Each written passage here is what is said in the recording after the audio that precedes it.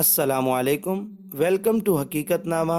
میرا نام سید سعد شاہ ہے۔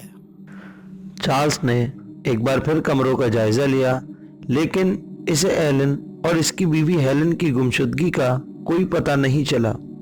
اس نے کچن اور صحن کے علاوہ دوسرے کمروں میں اچھی طرح جھانکا، لیکن کسی نہ آدم ذات کا کوئی نشان وہاں موجود نہیں تھا۔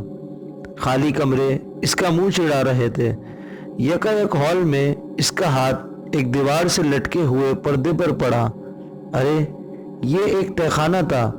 اندر ہلکی ہلکی روشنی تھی جو آگے جا کر تاریکی میں بدل گئی تھی۔ یقیناً ایلن اور ہیلن اسی تہخانے میں ہوں گے، اس نے سوچا، اور پھر دل کڑا کر کے آہستہ آہستہ تہخانے کی سیڑھیاں اترنے لگا۔ سیڑھیاں ختم ہوتے ہی اس نے خود کو ایک نیم روشن کمرے میں پایا۔ اوپر کی طرف ایک مچان پر بڑا سا تابوت رکھا ہوا تھا۔ وہ تابوت کے قریب گیا۔ اس پر کاؤنٹ ڈریکولا کے الفاظ کندہ تھے۔ وہ اس ماحول میں خود کو خوف زدہ محسوس کر رہا تھا، لیکن تحیر اور تجسس نے اسے مجبور کر دیا تھا۔ اسی تابوت کے قریب ایک بڑا سا صندوق موجود تھا جس کا ڈھکنا کھلا تھا۔ اس نے جھانک کر صندوق میں دیکھا اور پھر تیورا کر پیچھے ہٹا۔ ایلن کا بے جان اور سرد چہرہ اسے گھور رہا تھا۔ گردن بے حد غیر قدرتی انداز میں مڑی ہوئی تھی۔ چارلز نے محسوس کیا کہ معاملہ گڑبڑ ہے۔ ذرا غور کیا تو معلوم ہوا کہ گردن اور دھڑ علیحدہ تھے۔ خون کے دھبے ایلن کے جسم اور کپڑوں پر جمے ہوئے تھے۔ یوں لگتا تھا جیسے ایلن نے بے حد اذیت میں تڑپ تڑپ کر جان دی ہو۔ چارلز بڑے دل گردے والا آدمی تھا، لیکن یہ صورتحال دیکھ کر خوف سے اس کے رونگٹے کھڑے ہو گئے۔ سردی کی ایک لہر اس کی ریڑھ کی ہڈی میں اترتی چلی گئی۔ اسے یوں لگا جیسے اس کی ٹانگیں جواب دے گئی ہوں، اور وہ زمین پر گرتے گرتے بچا۔ لیکن اس نے بمشکل تمام اپنے حواس جمع کیے اور دوسرے تابوت کا ڈھکنا اٹھانے کی کوشش کی۔ تابوت کا ڈھکنا بہت وزنی تھا۔ جو ہی اس نے ایسا کیا، وہ پھسل کر دوسری جانب گرا اور ڈھکنا گرنے کی گونج تہخانے کے پرہول سناٹے کو چیرتی ہوئی گزر گئی۔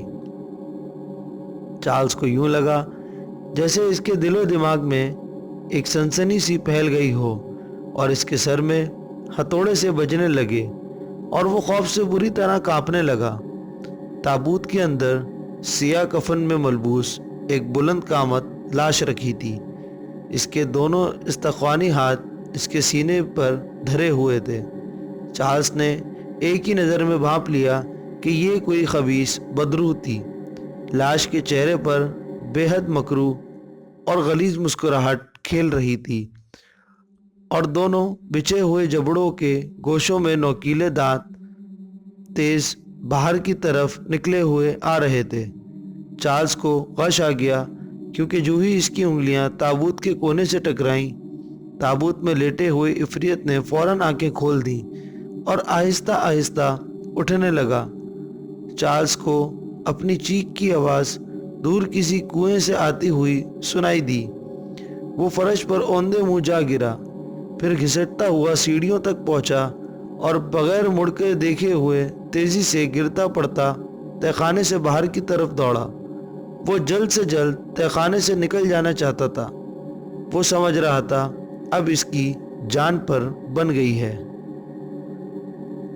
ڈیانا کافی دیر سے جھونپڑی میں آگ روشن کر کے کوشش کر رہی تھی، لیکن گیلی لکڑیوں کی وجہ سے اندر دھواں بھر گیا تھا، اور اب رات کی تاریکی بھی آہستہ آہستہ بڑھ رہی تھی۔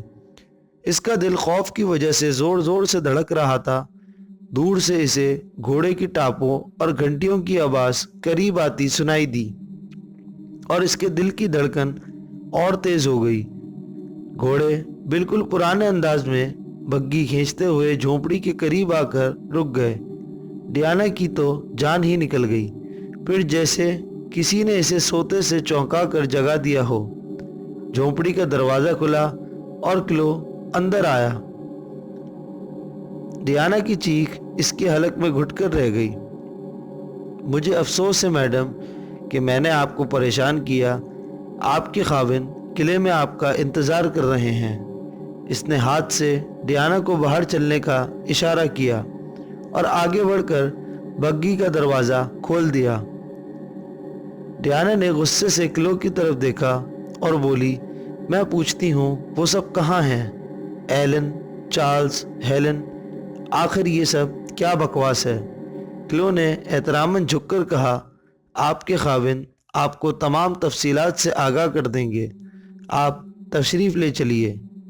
डियाना के लिए इसके सिवा कोई चारा न था कि वो एक बार फिर किले में जाए और चार्ल्स से इसे कुछ मालूम हो सके। वो आगे बढ़ी और बग्गी में सवार हो गई। घोड़े बर्क रफ्तारी से कोच को लिए किले की तरफ बढ़ने लगे। जूं ही बग्गी किले के अंदर पहुंची, क्लो ने तेज़ी से उतरकर बड़े अदब से डियाना के लिए दरवाज़ा खोला और हाथ से अंदर जाने का इशारा किया। डियाना को यूं लगा जैसे क्लो इसका मजाक उड़ाने की हद तक अदब किए जा रहा था। दोस्तों, अगर अभी तक आपने हमारा चैनल सब्सक्राइब नहीं किया तो नीचे मौजूद बेल आइकन को प्रेस कर दें। डियाना हॉल में दाखिल हुई और हेलन की बदली हुई अजनबी सी आवाज़ ने इसका इस्तकबाल किया। हम लोग तुम्हारा ही इंतज़ार कर रहे थे। हम हैरान थे कि तुम कब तक लौटोगी।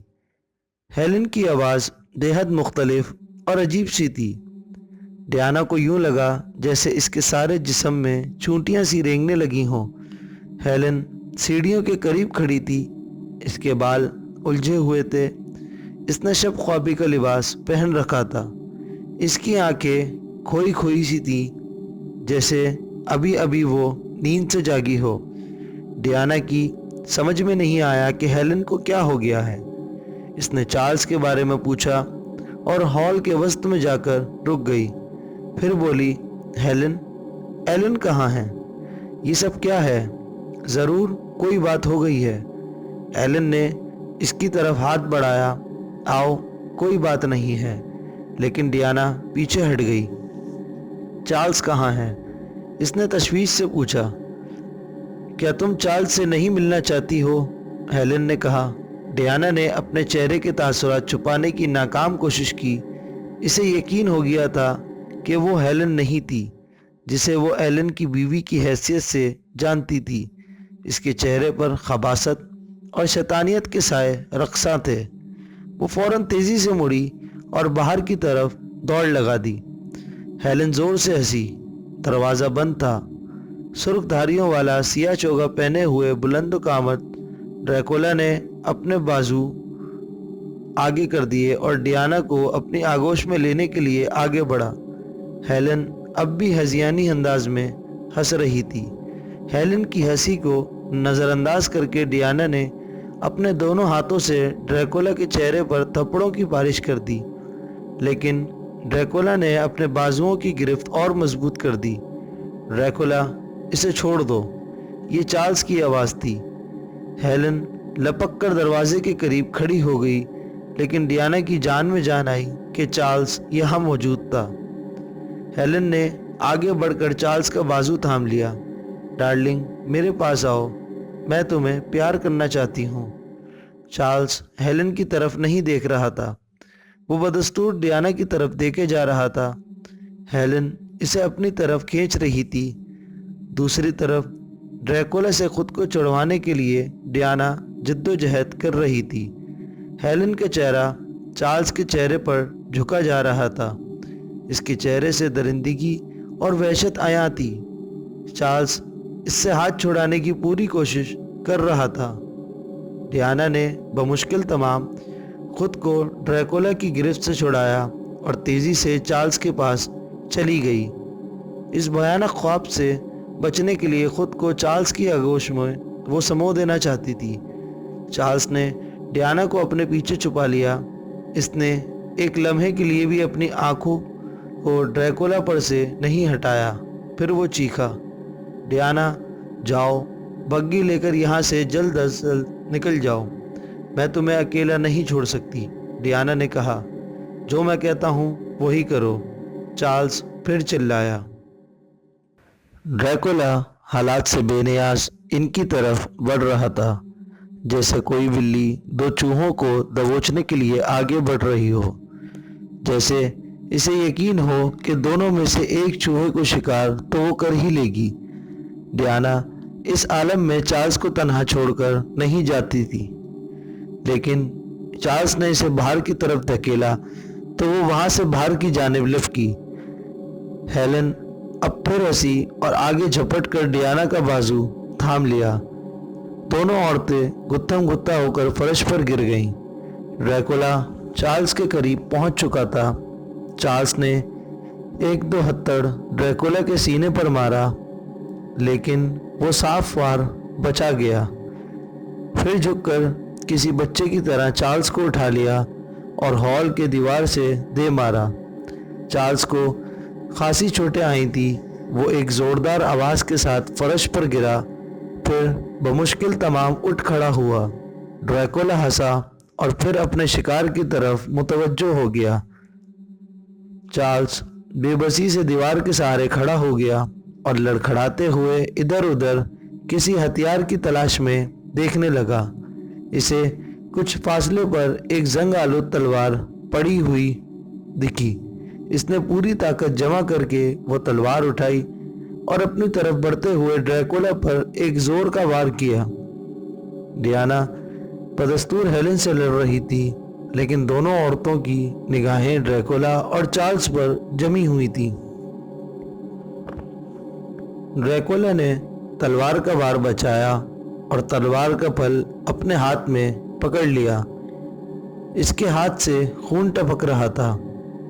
फिर इसने एक ही झटके से तलवार खींच ली और तंज़िया अंदाज में मुस्कुराते हुए इसे दो टुकड़े करके फेंक दिया। फिर आगे बढ़कर अपने दोनों हाथ चार्ल्स की गर्दन में पेवस्त कर दिए। वो तेजी से चार्ल्स का गला घोंट रहा था। चार्ल्स बेबसी से ज़मीन पर गिरता जा रहा था। डियाना ने एक चीख मारी। वो एक जुनूनी औरत की तरह हेलन से लड़ रही थी। वो दोनों हॉल के वस्त में बुरी तरह लड़ रही थी। डियाना की कमीज तार तार हो चुकी थी और जिस्म पर जगह जगह से खून बह रहा था।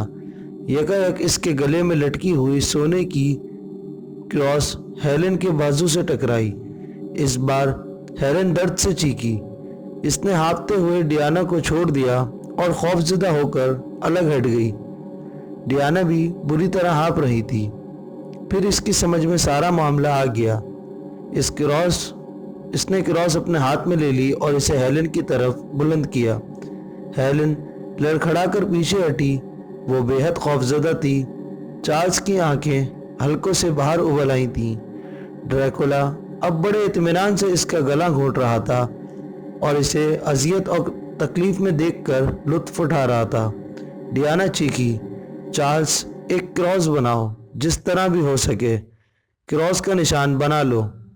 चार्ल्स एक तरफ झुका और टूटी हुई तलवार उठाकर इसका निशान बना लिया। फिर इसने ये निशान ड्रैकुला के चेहरे के सामने कर दिया। ड्रैकुला ने एक भयानक चीख मारी और चार्ल्स को छोड़कर दूर हट गया।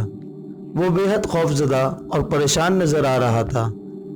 डियाना फौरन हेलन की तरफ घूमती हुई दौड़कर चार्ल्स के करीब पहुंची और उठने में इसकी मदद की।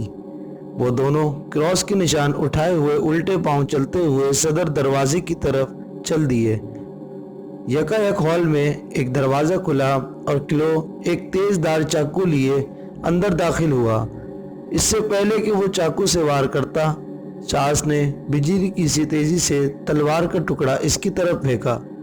क्लो के हलक से एक भयानक चीख निकली और तलवार का आधा सर इसके सर में गड़ गया। वो बेसुध होकर ज़मीन में गिर गया।